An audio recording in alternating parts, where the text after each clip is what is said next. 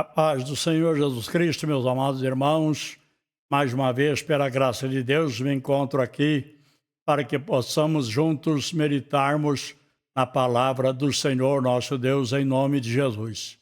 Eu agradeço a todos que curtiram o meu vídeo anterior, comentaram, compartilharam e também aqueles que se inscreveram no nosso canal aqui no YouTube. E eu peço mais uma vez, encarecidamente, que vocês compartilhem esta mensagem, este vídeo. Também não deixa de se inscrever no nosso canal e também ativa o sininho da notificação para quando postarmos uma nova mensagem que você receber uma notificação no seu aparelho celular. Deixa aí também o seu like, em nome do Senhor Jesus. Neste momento eu convido a todos para a leitura da palavra do Senhor nosso Deus. Carta do apóstolo São Paulo a Tito, capítulo de número 2, versículo de número 11. Em nome do Senhor Jesus. Nos diz assim a palavra do Senhor. Pois a graça de Deus se manifestou, trazendo salvação a todos os homens. Ela nos ensina a abandonar a impiedade e as paixões mundanas, para que vivamos neste presente século sóbria, justa e piedosamente, aguardando a bem-aventurada esperança e o aparecimento da glória do nosso grande Deus e Salvador Cristo Jesus, o qual a si mesmo se deu por nós, a fim de remir-nos de toda a iniquidade e purificar para si um povo todo seu, zeloso e de boas obras. Amém. Amados irmãos, acabamos de fazer esta leitura aqui da palavra do Senhor nosso Deus para a nossa meditação hoje, em nome do Senhor e Salvador Jesus Cristo. Esta carta é uma carta que o apóstolo São Paulo escreveu a Tito, que estava pastoreando a igreja de Creta. E esta carta foi escrita aproximadamente no ano 65 depois de Cristo. E nós vamos tomar por base hoje o texto que nós lemos para que possamos meditar na palavra do Senhor nosso Deus. Eu estarei pregando subordinado ao seguinte tema: a graça de Deus se manifestou. Repetindo, a graça de Deus se manifestou. O que é a graça de Deus? A graça de Deus é entendida como um dom divino da misericórdia, amor e favor que Deus concede à humanidade, mesmo quando não a merecemos. É um favor imerecido que reflete a generosidade de Deus e é fundamental para a salvação e o relacionamento com Ele. A graça é descrita na Bíblia como um ato de benevolência e não depende dos méritos humanos, mas sim da misericórdia e amor de Deus. A graça de Deus se manifesta de várias maneiras, incluindo o Senhor Jesus Cristo, que assumiu a forma humana para operar sinais e testificar do amor do Pai. A graça é poderosa, revelando o caráter amoroso e misericordioso de Deus. Ela nos ensina a renunciar à impiedade e viver de maneira sensata, justa e piedosa.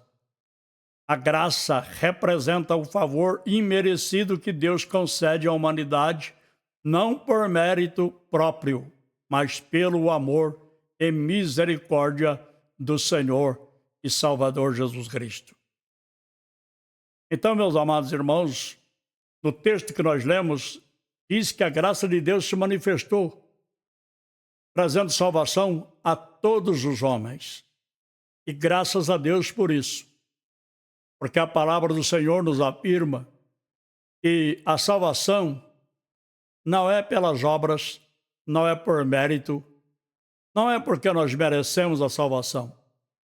Jesus veio a este mundo para entregar a sua vida por nós ali na cruz do Calvário. Isto faz aproximadamente 2000 anos.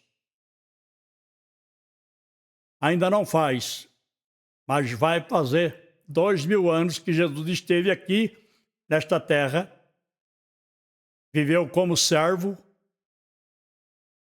sofreu, padeceu, foi caluniado, injuriado, perseguido, difamado e entregue nas mãos das autoridades na época pelos seus algozes, pelos seus inimigos, que não o reconheceram como o Filho de Deus, como o Messias prometido, que veio a este mundo para dar a sua vida, para nos salvar da condenação eterna, para nos conceder o perdão dos nossos pecados e nos purificar com o seu precioso sangue que foi vertido na cruz do Calvário.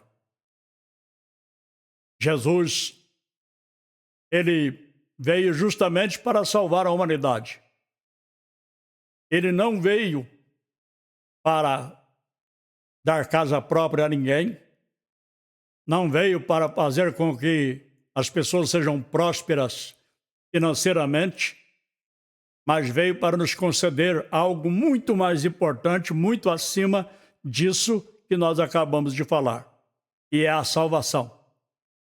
Porque a palavra do Senhor nos afirma, o próprio Senhor Jesus dizendo em Lucas capítulo 9, a partir do versículo de número 23, que o que adianta o homem ganhar o mundo inteiro e perder a sua alma?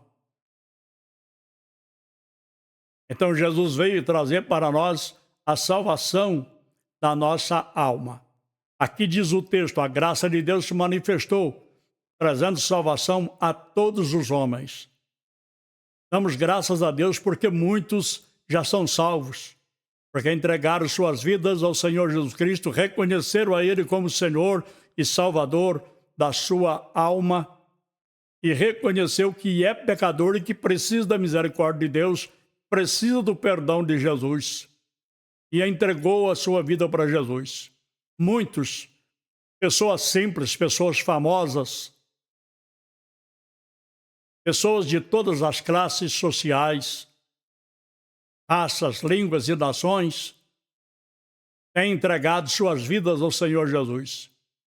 E Jesus tem libertado essas pessoas e continua libertando, continua transformando, porque Ele morreu na verdade, mas no terceiro dia Ele ressuscitou, está vivo, está sentado à direita de Deus intercedendo por nós. Ele é o único Salvador. Ele é o único que pode salvar. O apóstolo São Pedro, perante o Sinédrio ali em Jerusalém, no capítulo de número 4 de Atos dos Apóstolos, em versículo de número 12, ele diz, porque nenhum outro nome há dado entre os homens pelo qual devamos ser salvos. Jesus Cristo é o único Salvador, é aquele que pode nos salvar, é aquele que deu a sua vida por nós. E a graça de Deus se manifestou principalmente através da pessoa de nosso Senhor Jesus Cristo, que veio a este mundo para nos trazer a salvação. Só não é salvo quem não quer. Só não recebe a salvação quem não quer. Porque Jesus já fez por nós o que Ele deveria fazer. Ele já fez por nós. Deus já fez por nós o que Ele deveria fazer, que é enviar o Seu Filho a este mundo. Ele nos amou de uma forma incomparável e entregou o seu único filho, o seu próprio filho, Jesus Cristo, para nos conceder a salvação, para nos conceder a vida eterna. Mas nós sabemos que uma quantidade enorme de pessoas ainda estão vivendo na prática do pecado, dominadas pelo pecado, escravas do pecado, escravas dos vícios, das drogas, de todo tipo de droga. Muitos se encontram dominados por estes vícios. Mas Jesus Cristo, ele salvou a muitos, pode salvar no tempo atual, no tempo presente, e pode também salvar no futuro, porque ele é o mesmo ontem, hoje e será eternamente. Basta cada pessoa querer ser transformada pelo poder de Deus e receber Jesus Cristo como Senhor e Salvador da sua alma. O texto aqui nos afirma dizendo que a misericórdia de Deus, o amor de Deus, a graça de Deus, aqui está dizendo no texto, eu vou reler aqui, vou repetir, diz aqui que a graça de Deus, ela nos ensina a abandonar a impiedade, tudo aquilo que faz parte da impiedade, que é impiedade. Impiedade é aquilo que é praticado por aqueles que são ímpios. Então, a graça de Deus nos ensina a abandonar a impiedade, nos ensina a abandonar as paixões mundanas, que é o amor a este mundo, amor a todas as coisas pecaminosas, que nos separa de Deus, que nos distancia de Deus, que faz com que ficamos distanciados de Deus, porque o pecado separa o homem de Deus. O profeta Isaías falou a respeito disso no capítulo 59, versículo de número 2.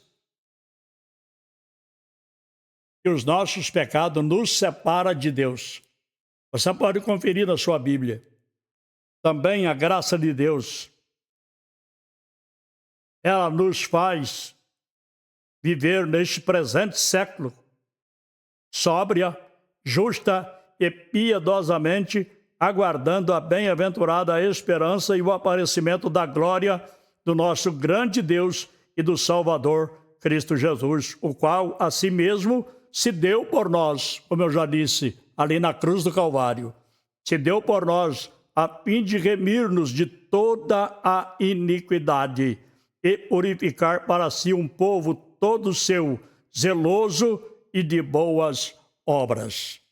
Porque Jesus Cristo, ele veio a este mundo, deu a sua vida por nós na cruz, morreu, no terceiro dia ele ressuscitou. Depois de 40 dias que ele havia ressuscitado, ele voltou para a glória e despediu dos seus discípulos ali no Monte das Oliveiras, em Jerusalém. E está sentado à direita de Deus. Mas ele prometeu voltar. Em João capítulo 14, versículos de 1 a 3, Jesus diz assim: não se turbe o vosso coração.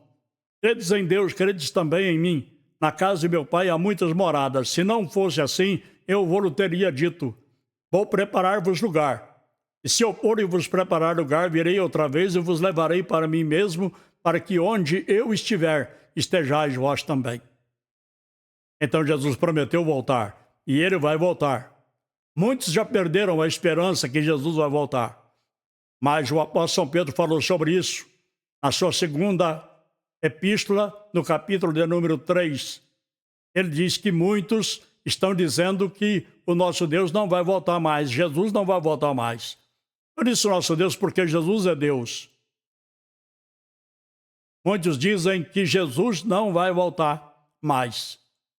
Aí o apóstolo São Pedro ainda escreve dizendo assim, que muitos estão dizendo, principalmente na nossa época, que desde o tempo dos antepassados, a gente ouve falar que Jesus vai voltar e até hoje ele não voltou.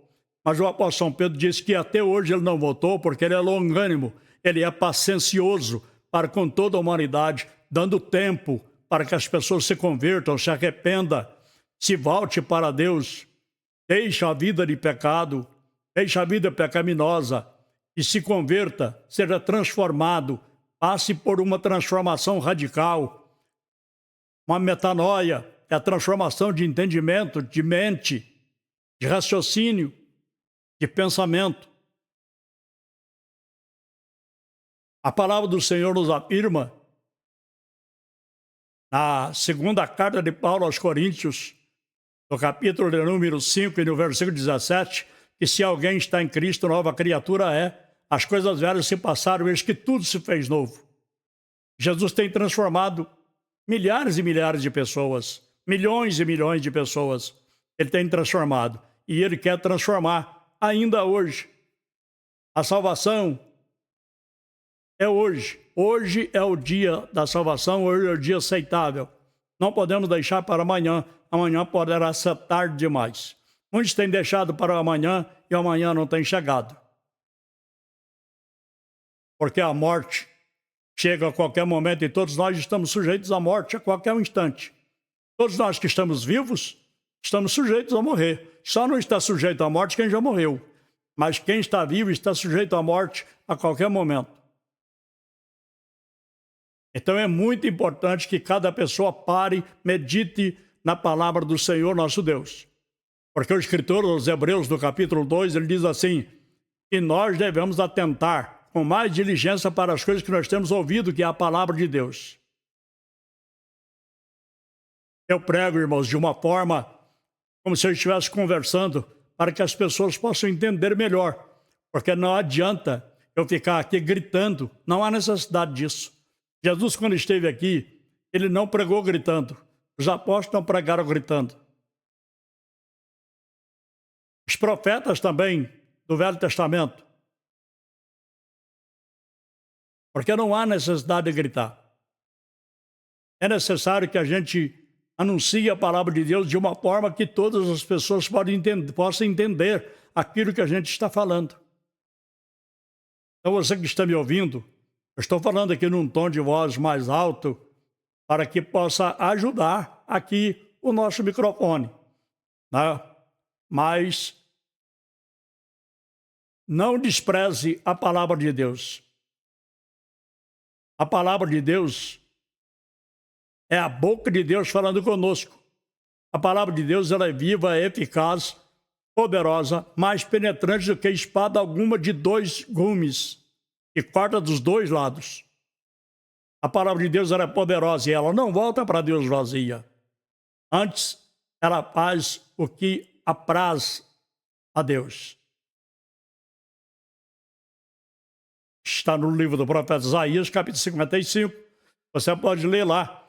A partir do versículo 8, você pode ler que está escrito isso lá.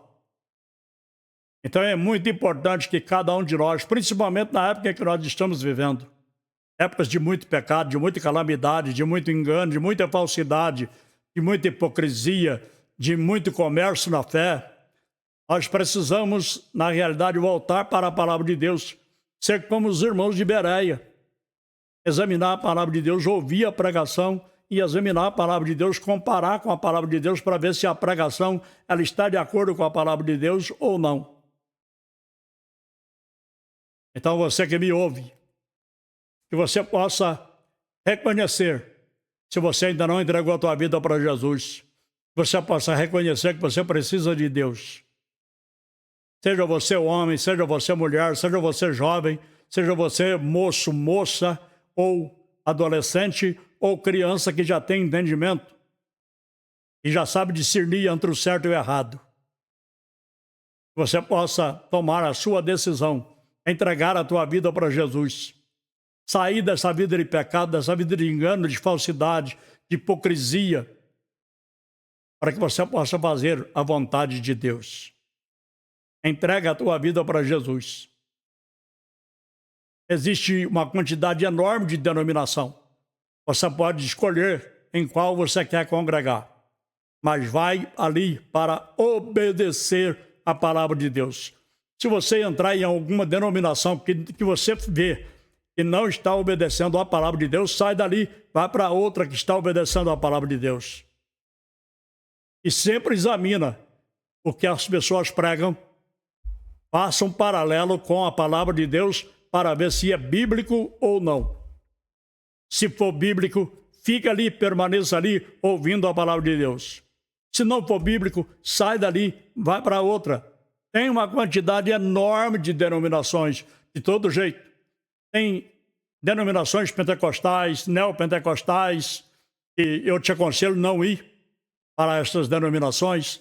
neopentecostais, porque são denominações que estão preocupadas em pregar simplesmente sobre coisas materiais e não preocupa com salvação e a transformação da vida de ninguém. Mas tem as igrejas reformadas. Você pode ir em várias denominações. E que Deus possa te abençoar. Eu te agradeço pela sua atenção e pela sua sintonia aqui no nosso canal. E se esta palavra falou com você, você que está desviado, você que está fora do caminho de Deus, deixa aí o seu like, deixe o seu comentário, compartilhe esta mensagem, ative o sininho da notificação e também se inscreva no nosso canal se você ainda não é inscrito. Amém? Deus te abençoe, fiquem todos na paz do Senhor Jesus Cristo e até na próxima oportunidade, se Deus quiser, em nome de Jesus.